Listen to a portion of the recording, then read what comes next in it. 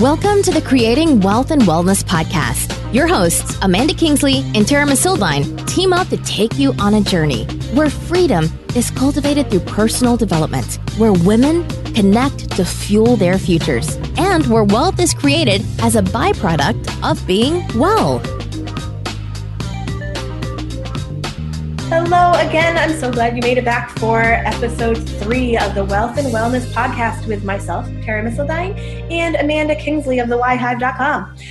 Amanda, we talked last week about women connecting to fuel our futures, which is the second truth that you hear every week, dear listeners, on our intro.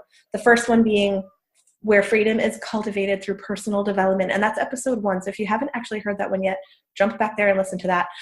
But we are right now diving into our 3 truths that stand behind the mission of what we're trying to do here at Wealth and Wellness. So today we are going to talk about the third one. And to me, this is where it all comes out. Like, this is my thing, where wealth is created as a byproduct of being well. Like, this is why we started the show. I'll never forget the moment where Tara said some version of this truth on my deck, and we nearly both just levitating. Yes. Good thing there weren't any bugs in the air. I think we would have eaten a few of them because we were both like, like, that's it.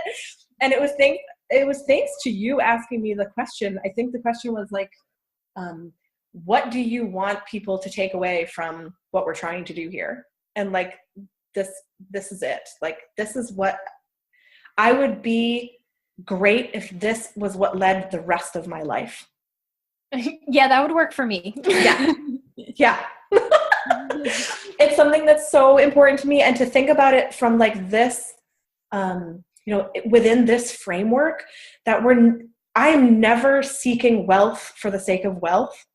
And I totally need to dive into like what wealth actually means, but we're never seeking wealth, just the same way that we're never seeking freedom. Like, you can't seek that except as a byproduct of these way more important things.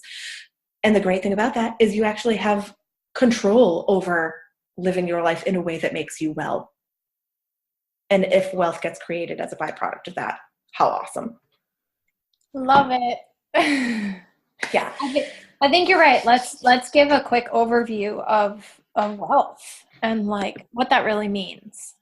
Yes. So there's people who are like, and they're cringing. And yep, I know. we're having like little panic attacks thinking about money. And yep. I went with like the word nerd thing of like prior to the show, actually looking up what the definition of wealth is according to Google. So the first, like the core one, is an abundance of valuable possessions or money. And I was like, that's not what that's not what I wanted it to say. But then as you like get down through some of like the sub definitions, there's one that completely hits on it for me. And that is a plentiful supply of a particularly desirable thing. And boom, that is it for me. And then if you look at the archaic definition of wealth, it is well-being, prosperity. So boom, that is exactly what we're talking about. The synonyms are like abundance and, treasure and stuff like that, cornucopia. So I love that definition, a plentiful supply of a particularly desirable thing. That is awesome for me. Does that like resonate with you? I like the word plentiful. Yes. Well, when I was thinking about like what we all have our personal definitions of what wealth means. But when I was thinking of what mine means, really I kept coming back to, to me, true wealth is more than enough of everything that matters to me. Because if I think about any of the core things that matter to me, if any one of them is like operating from scarcity or is experiencing an actual lack, like if there's not enough of that core thing, like I can't feel well. I don't feel well. And I don't think any of us do. And I think that's what we're getting at here. And sometimes you don't realize, like you ignore for a while. Yes. And don't realize that lack actually does have a huge impact on everything else. And so the more you dig into truth number one, which is freedom in the moments and personal growth, the more you realize like, oh, wait a second, I haven't meditated in the last 5 days and I've been super cranky. To maybe not letting it get so bad that lack is pulling anyway. And I feel like we should just jump into a couple minutes of conversation around like lack versus scarcity, because like scarcity to me is a state of mind and lack is like a bona fide missing piece. You know, like scarcity thinking is like feeling like we never have enough time. And then lack is like sleep deprivation. Like, are you physically not getting enough sleep to be healthy? That is lack to me. I haven't really thought about it this way. Really?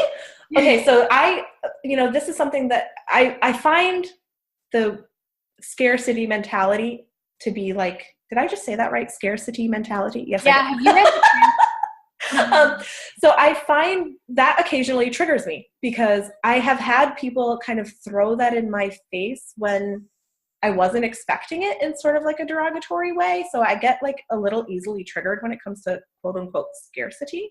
But sometimes there are like bona fide missing pieces for our own well-being. Yeah. And that to me is completely different than scarcity. It is not scarcity thinking to say you're not getting enough sleep.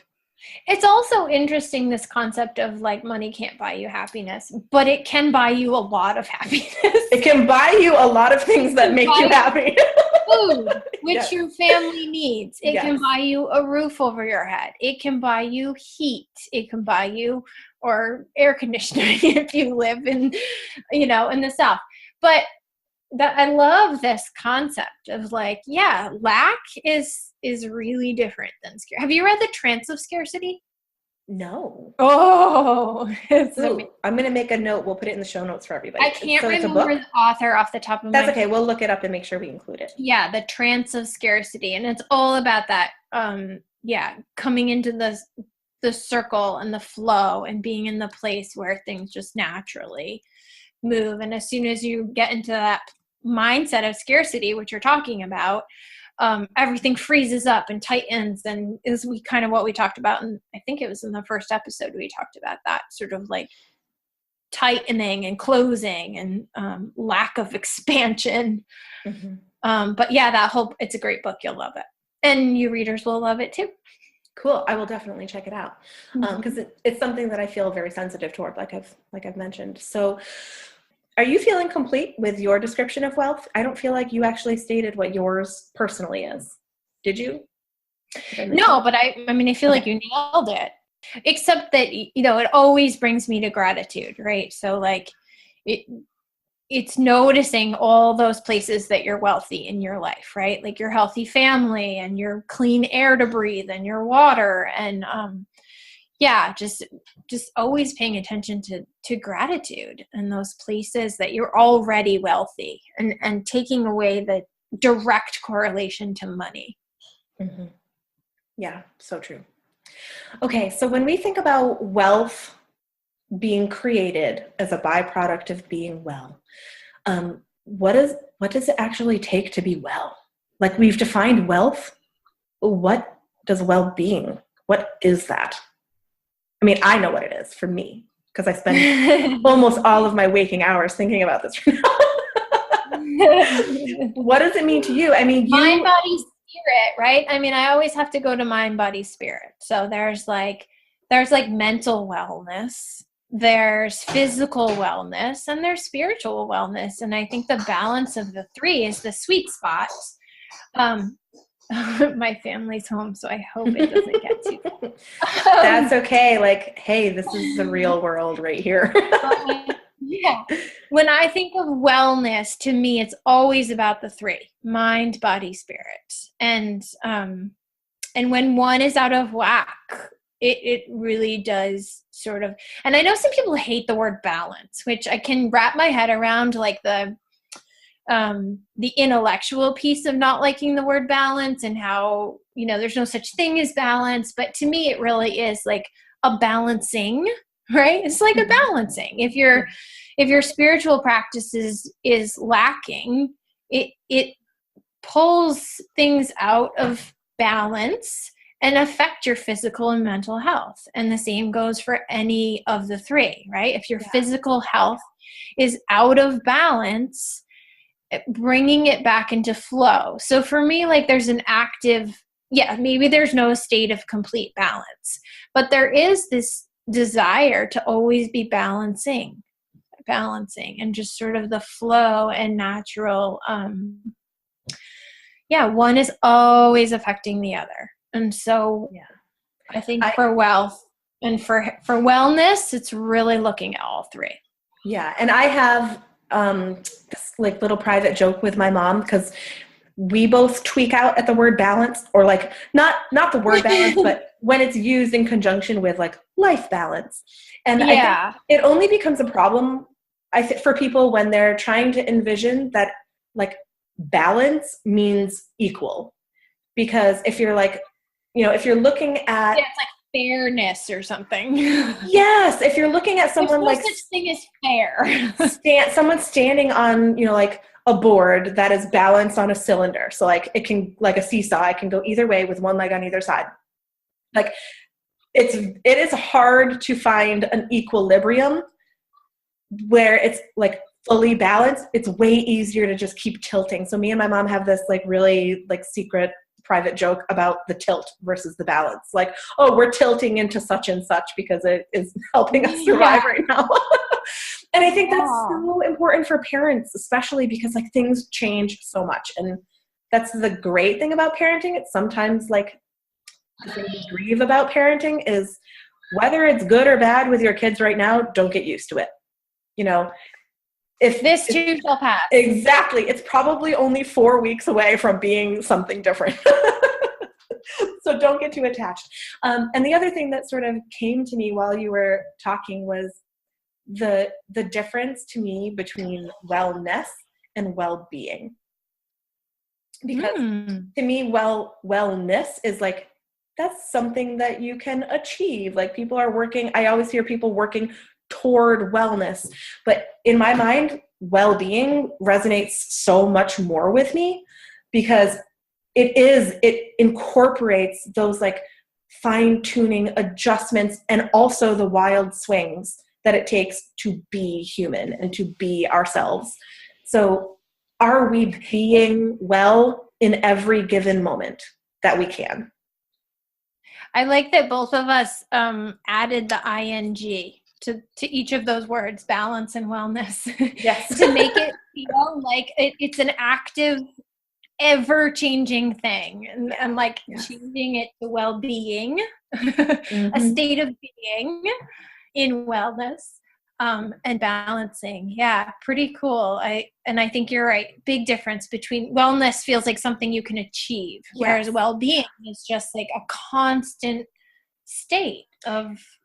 And wellness also, I've also found, occasionally a toxic use of the word wellness because it comes with comparisons, like me being the way that my well-being looks might look very different from someone else's optimal state of well-being.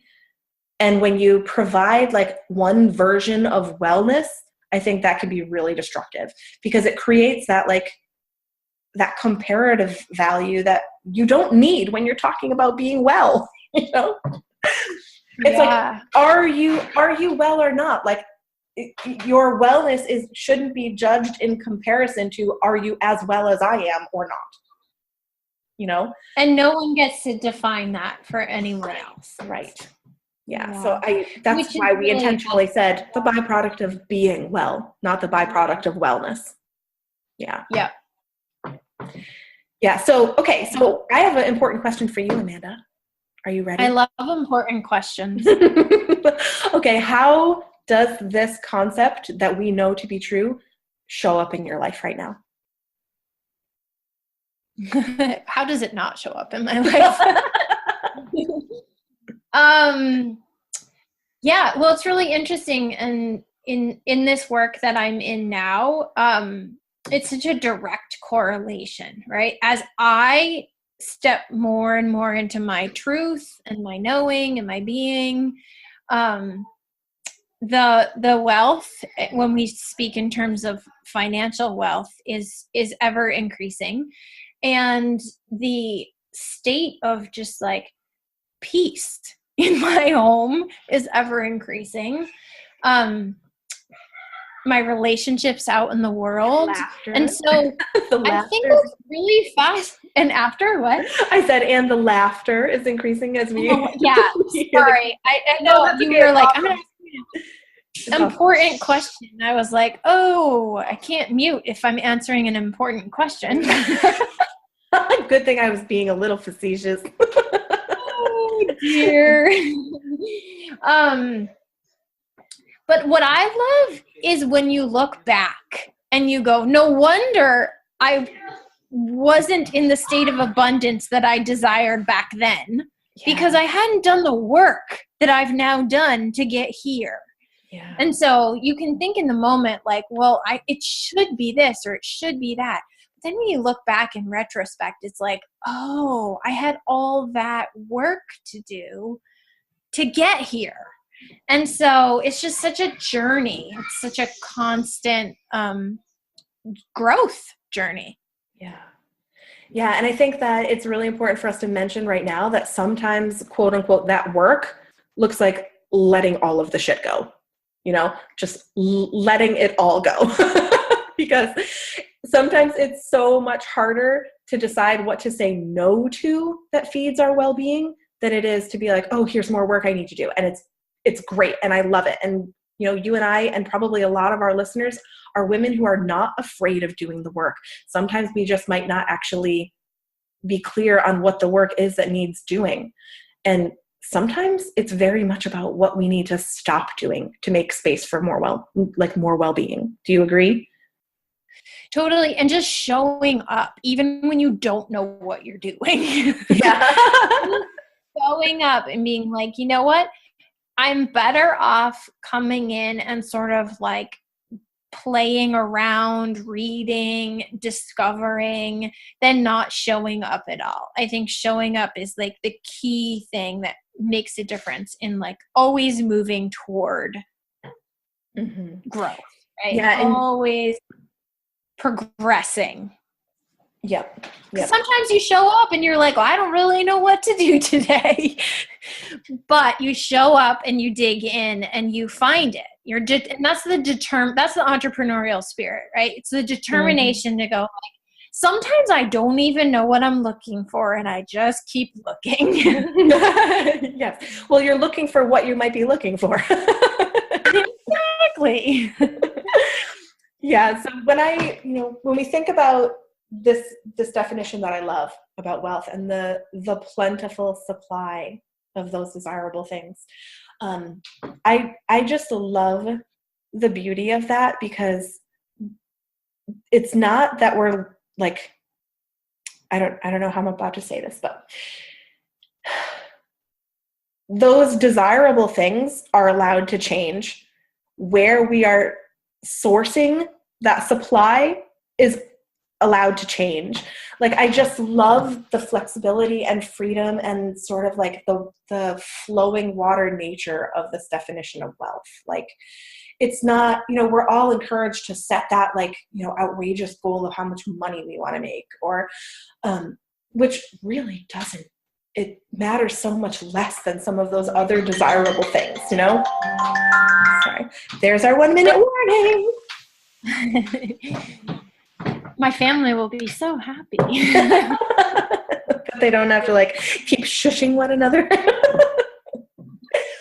I love that. And especially if we think of like this word byproduct, which both of us were like, do we really like that word? But there's really no word that's better. And if anybody can think of a word that does this phrase justice better than the word byproduct, let us know. But to me, when you think of something being manufactured, and if what we're really after is that state of well-being, that being well. And we are manufacturing our own wellness moment by moment. And wealth is being created as a byproduct. Then that means that there's really no limit to how much wealth we can create, because we're not using the wealth to get there. We're using something else. So like, what is the thing that we're using?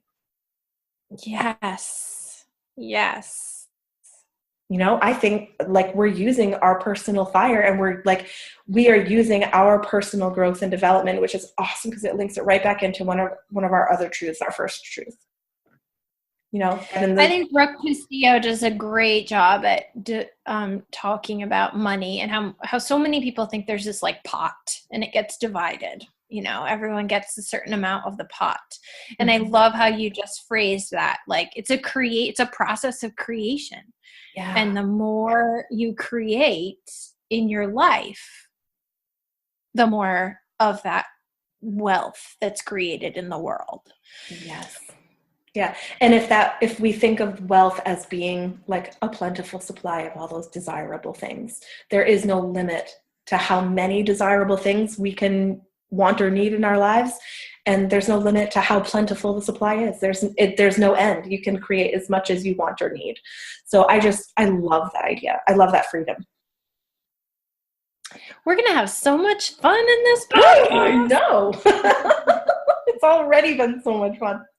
Okay, so just so you all know, we are at our 20-minute mark, so we want to keep respecting your time, and we just want to let you know that next week we have a really fun episode where you get to like peel back the layers and get to know Amanda a little bit better. And then the week after that, she's actually going to interview me. So we are really excited to introduce ourselves a little bit more to you, but we thought it was really important to start with these 3 messages, these truths, because if you also believe these to be true, then you're in the right place. And we really want to know you. So we will be here week after week. Please jump in and let us know that you're here listening. We can't wait to get to know you all and see how we can rise this tide together. Thanks for joining us for another episode. If you haven't already done so, please do us the honor of leaving a rating and review on iTunes. And check in with us on social. Amanda Kingsley is a work-from-home mother of 3. Her mission is to free parents from financial stress so they can spend more time being present with their children. Learn more at her website, thewhyhive.com. Tara Masildine is a passionate entrepreneur, founding several businesses over the last 15 years. She's currently living the adventure of being a CEO, mom, and collaborative coach. Find her at allin.life.